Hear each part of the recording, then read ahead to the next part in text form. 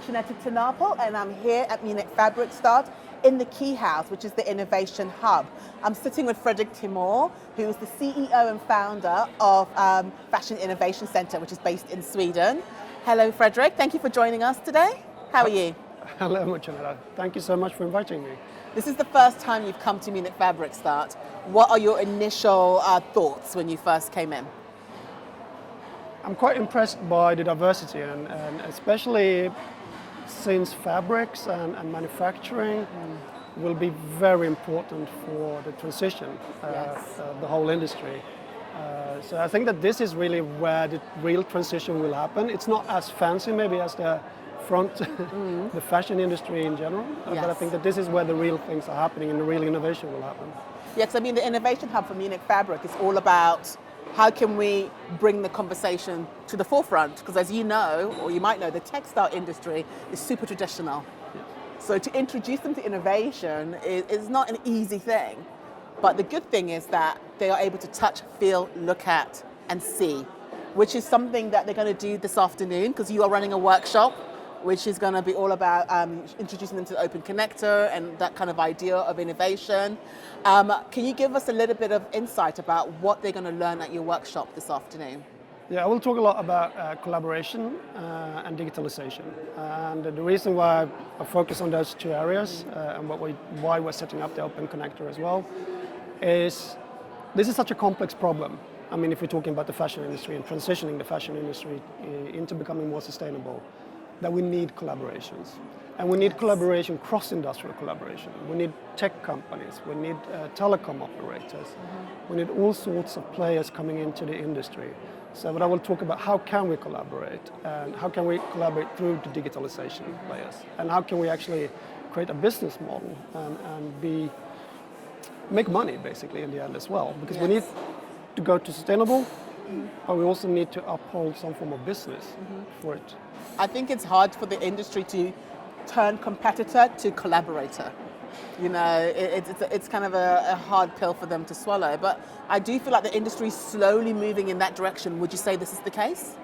Yes, I think so, and I think also you can make it easy because it's not just the fashion industry. It's quite hard for a telecom operator to just enter the fashion industry. It's not their core business. So I think you need to make pillows or cushions for them where they can lay down and make it a little bit easier, this transition. So we need platforms, digital platforms and physical platforms for this to happen, where you can meet and where you can collaborate. And the Fashion Innovation Center, for those who don't know, the Fashion Innovation Center is based in Sweden, and you have a nickname, you're called the Switchboard. Can you explain a little bit to our audience what it means? Why are you called the Switchboard? Yeah, actually because we are like a switchboard. We are connecting different players from both academia.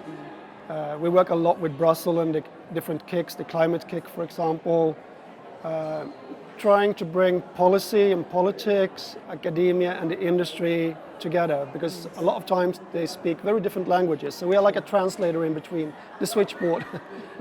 We translate between policy, industry policy, academia, etc. So you're basically bridging industries together so they can actually find common ground to work together? Yes, definitely. And finding solutions. Yes. That's what we're focusing on. Finding solutions. And right now, with a lot of problems, we also seen that a lot of the solutions already exist, but in other industries. So we're looking at how can we transfer the knowledge that's already there into the fashion industry. You were attending COP27 last November, and I remember that you spoke a lot about overproduction being a problem that the fashion industry really needs to address in order to go forward. What are your thoughts on that today? I mean, do you feel like overproduction is something that is getting enough attention in order to finding solutions for it, or would you think that is something that we still need to focus a lot on? I actually think it worked when you were also at COP. I heard him speak, yes. And I think that there have been more talk around overproduction since then. And the reason why we're focusing on it is that since it's 30 to 40% overproduction, depending on what sources you use, and there's numbers you have to take with a grain of salt because there is a lack of data in the industry in general, but let's assume it's 30% overproduction. That's a quite easy fix, Yes. but it's compared to everything else, that's the reason why we want to focus on that, because 30% overproduction means a 30% reduction in CO2 emission. So as a starting point, we think we need to focus on that. And when you start looking into that, it goes into manufacturing and the textile industry immediately. So if people want to work with you, because you guys are like a wealth of knowledge, you know, and like you said, you are all about connecting companies and connecting industries. If somebody wanted to work with you, how would they go about it? I mean, what kind of clients are working with the fashion innovation sector? We mainly have two types of clients. Brands, of course, that we help with innovation, setting up strategies, plans, pre-studies, and very hands-on help them with development and innovation. And then, on the other hand, we have non-traditional fashion companies, like very far away from, like tech manufacturers, for example, that we see have solutions and that they can see they have solutions as well that could be beneficial for the fashion industry. And then we try to find like the business in all of it. So there is a win-win-win to make it happen. But the best way to contact us is either you go to our website, which is fashioninnovation.center, and you contact us through the website.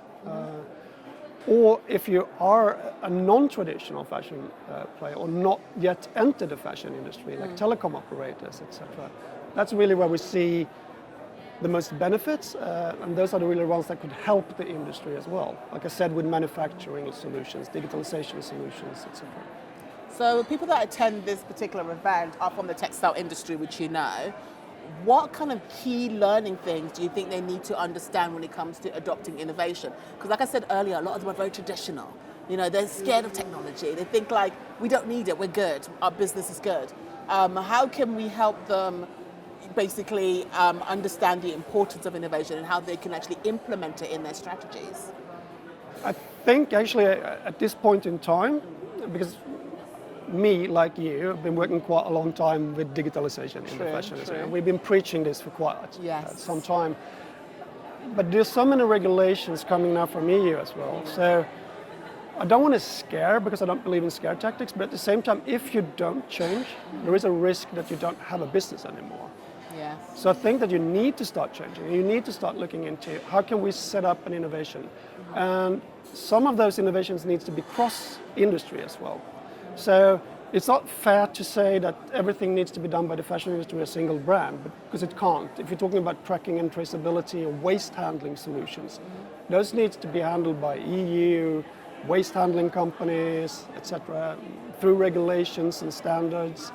So it's a combination of different players that needs to work together. So it's not actually all up to the fashion industry to solve, to be a little bit nice to the fashion industry. They have a lot to work with. But to answer your question, I think that's just start, because there's quite a lot you can do right now.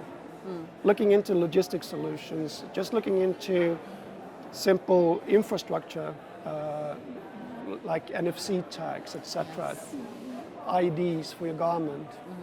Which they can do on the Fashion Innovation Centre's website. Which they can do. Yes, because you guys have got a lot of information on there. So guys, if you're kind of really interested in innovating within the textile space, make sure you go on the Fashion Innovation Centre's website and you'll get all the details there, because it's so important right now for the industry to understand it's time to move. Take those baby steps, right? It's just start now. That would be my advice. Start now, because you can't start tomorrow. I think most of them were scared by Lisa Lang last season when she was like, it's going to be a bloodbath. So, which is correct. Which is correct, right? Scarily it is. Thank you so much, Fredrik, for finding a moment to talk to me. And I look forward to being part of your workshop later. Thank you so much.